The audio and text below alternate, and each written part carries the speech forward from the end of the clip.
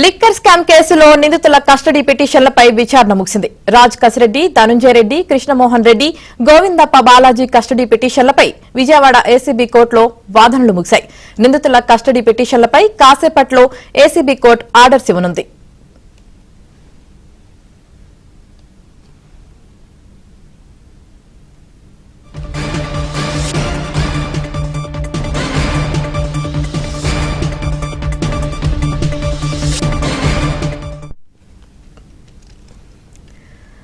Liquor scam కేసులో నిందితుల custody పిటిషన్లపై విచారణ ముగిసింది. ఇదే అంశానికి సంబంధించి పూర్తి సమాచారం మా ప్రతినిధి ప్రసాద్ అందిస్తారు. ప్రసాద్, యామిని మద్యం కుంభకోణానికి సంబంధించి ఈరోజు విజయవాడ ఏసీబీ కోర్టులో విచారణ జరిగింది. ప్రధానంగా ఈ కేసులో మొత్తం 7 అరెస్ట్ అయ్యారు. ఆ మొత్తం సూత్రధారి పాత్రధారిగా ఉన్న కేసిరెడ్డి రాజశేఖర రెడ్డి అరెస్టుతో ఈ విచారణ మొదలైంది. ఆ మొత్తం అతని చుట్టూ కూడా ఈ వ్యవహారం నడిచిందని ఇప్పటికే నిర్ధారించిన నేపథ్యంలో అతని ద్వారా రాబట్టిన సమాచారం దగ్గర ఆ తర్వాత సజ్జల శ్రీధర్ రెడ్డి, అదేవిధంగా ఆ చాణక్య, దిలీప్ను కూడా అరెస్ట్ చేశారు. అయితే తాజాగా ఇటీవల కాలంలో సంచలనం కలిగించిన వ్యవహారం ఏంటంటే జగన్మోహన్ రెడ్డికి అత్యంత సన్నిహితంగా మెలిగి గత 4 ఏళ్ళు గత ప్రభుత్వంలో పూర్తిగా చక్రం తిప్పి మంత్రుల్ని ఎమ్మెల్యేలు కూడా గడగడలాడించిన ధనుంజయ రెడ్డి, అదేవిధంగా ఓఎస్డీగా పనిచేసిన కృష్ణమోహన్ రెడ్డి, వీరిద్దరు అరెస్ట్ మాత్రం రాష్ట్ర వ్యాప్తంగా రాజకీయంగానే కాదు అధికార వర్గాలు కూడా సంచలనం రేకెత్తించింది. ఆయనతో పాటు జగన్మోహన్ రెడ్డి కుటుంబానికి అత్యంత సన్నిహితంగా వాళ్ళ ఆర్థిక లావాదేవీలు చూసుకునే బాలాజీ, గోవిందప్ప అరెస్టు కూడా ఇప్పుడు చర్చనీయాంశంగా మారింది. ఈ నేపథ్యంలో వీరి ముగ్గురిని కూడా కస్టడీకి ఇస్తే మరింత సమాచారం రాబట్టాల్సి ఉందని కూడా ఇప్పటికే ఏసీబీ కోర్టులో పిటిషన్ కూడా దాఖలైంది. ఇవాళ దీనిపై ఇరు వర్గాల న్యాయవాదులు కూడా వాదనలు వినిపించారు. అయితే వీరి ముగ్గురితో పాటు గతంలోనే కేసిరెడ్డి రాజశేఖర రెడ్డిని వారం రోజుల పాటు కస్టడీలోకి తీసుకుని విచారించారు. అయితే కొన్ని ప్రశ్నలకు సమాధానాలు చెప్పక మరికొన్నింటికి దాటవేసినట్టు కూడా తెలుస్తూ ఉంది. అయితే ఇప్పుడు మాత్రం వీరి ముగ్గురు కూడా కీలకంగా మారిన నేపథ్యంలో అసలు కేసిరెడ్డి రాజశేఖర రెడ్డిని ఎన్నిసార్లు కలిశారు, కలిసిన ప్రతిసారి ఏ సందర్భంలో ఏ అంశాలు చర్చించారు, అదేవిధంగా ఈ మద్యం కుంభకోణం అప్పుడు పాలసీకి సంబంధించి మొదలైన పాలసీ ప్రారంభం దగ్గర నుంచి తర్వాత మొత్తం జిల్లాల వారిగా డిస్టలరీ కంపెనీలకు సంబంధించి ఎవరెవరికి ఎంత మొత్తంలో ఏ విధంగా ఇచ్చారు, తర్వాత నెలవారీ మామూలు ఏ విధంగా పంచారనే అంశాలపై కూడా తప్పకుండా వీరు ముగ్గురు కూడా కేసిరెడ్డి రాజశేఖర్తో పలు దఫాలుగా ఆయన కార్యాలయానికి వెళ్ళి మరీ చర్చలు చేసినట్టు కూడా సిట్టు అధికారులు తమ విచారణలో ఆధారాలు కూడా సేకరించారు. ఈ నేపథ్యంలో వీరి ముగ్గురితో పాటు మళ్ళీ కసిరెడ్డి రాజశేఖర రెడ్డి కూడా మరో 3 రోజుల పాటు వీరితో పాటు కలిపి విచారించేందుకు అనుమతి ఇవ్వాలని కూడా కోర్టుకు విన్నవించారు.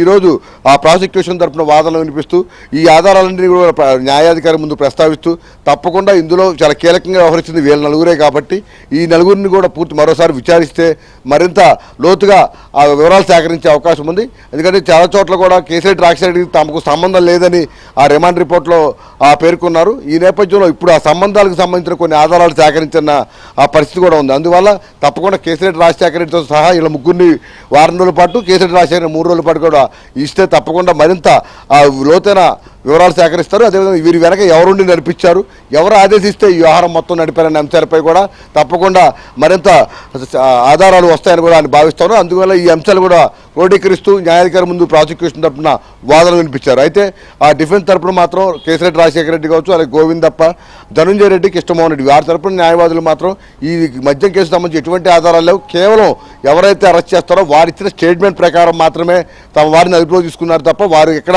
అందులో నిందితులుగా ఉన్నట్టు కానీ లేకపోతే మద్యం సంబంధించి ఆ డబ్బులు వసూలు చేసినట్టు కానీ ఎక్కడ ఆధారాలు లేవని, అందువల్ల వారి కస్టడీ ఇవ్వద్దని కూడా పేర్కొంటూ ఆ న్యాయాధికారికి విన్నవించారు. అయితే ఇటువంటి జగన్మోహన్ రెడ్డి కూడా కీలక వ్యాఖ్యలు చేశారు. గోవిందప్ప అసలు తమకు సంబంధం లేదని, ధనుంజయ రెడ్డి, కృష్ణమోహన్ రెడ్డి చాలా మంచివాళ్ళు, ఉత్తములని, అదే కేసిరెడ్డి రాజశేఖర రెడ్డికి అసలు మద్యం కుంభకోణానికి సంబంధం లేదంటూ కూడా వ్యాఖ్యలు చేసిన నేపథ్యంలో ఇప్పుడు వారి నలుగురికి సంబంధాలు ఉన్నాయి, వారి నలుగురు చుట్టూనే చాలా అంశాలు నడిచాయి అని చెప్పేందుకు సిట్టు కీలకమైన ఆధారాలు సేకరించింది. అందులో భాగంగానే ఈరోజు ఇప్పుడు కోర్టులో ఆ కస్టడీ పిటిషన్కి సంబంధించి దాఖలు చేసినప్పుడు కూడా చాలా అంశాలు కూడా అందులో పొందుపరిచారు. న్యాయాధికారికి సవివరంగా ఆ వివరాలు కూడా అందించారు. ఎప్పుడెప్పుడు ఏ సమయాల్లో కేసిరెడ్డి రాజశేఖర రెడ్డిని వీళ్ళు విడివిడిగా ఎప్పుడు కలిశారు, బృందంగా ఏర్పడి ఎప్పుడు కలిశారు, అప్పుడు ఏ అంశాలు చర్చించారు, అదేవిధంగా ఎవరి ఆదేశాలతో ఎవరెవరిని ఏ అధికారులు నియమించారు, ఈ డబ్బులకు సంబంధించి కూడా మొత్తం అందరూ కలిసి గోవిందప్పకి ఇచ్చేటట్టు, గోవిందప్ప అక్కడి నుంచి కూడా వివిధ ప్రాంతాలకు మళ్ళీ ఇచ్చేటట్టు, తద్వారా మళ్ళీ క్విక్ ప్రోడర్ తరహాలో మళ్ళీ అవన్నీ తాడేపల్లి ప్యాలెస్ చేరే విధంగా ఇలా మొత్తం ఒక ప్రణాళికబద్ధంగానే నడిపారని నిర్ధారిస్తూ సిట్టు కోర్టుకు విన్నవించింది. కొద్దిసేపటి క్రితం మొత్తం వాదనలు కూడా పూర్తయ్యాయి. అయితే ఇందులో ప్రధానంగా న్యాయాధికారి కూడా కొన్ని కీలకమైన సూచనలు చేశారు. గతంలో 7 నిందితులను రిమాండ్ పొడిగించే సమయంలో హాజరుపరిచిన సమయంలో సిట్ అధికారులు మొత్తం కూడా ఈ కేసు అప్డేట్ కావాలని కూడా కోరారు. ఈ నేపథ్యంలో ఈరోజు ప్రతిసారి కూడా కేసు అప్డేట్కి సంబంధించిన వివరాలు కూడా ఇవ్వాలని న్యాయాధికారి సిట్ అధికారులకి ఆదేశాలు జారీ చేశారు. మరి కాసేపట్లో 4-5 గంటల సమయంలో ఈ కస్టడీ పిటిషన్ సంబంధించి న్యాయపరమైన ఉత్తర్వులు వచ్చే అవకాశం ఉంది. Yamini. Right, thank you Prasad.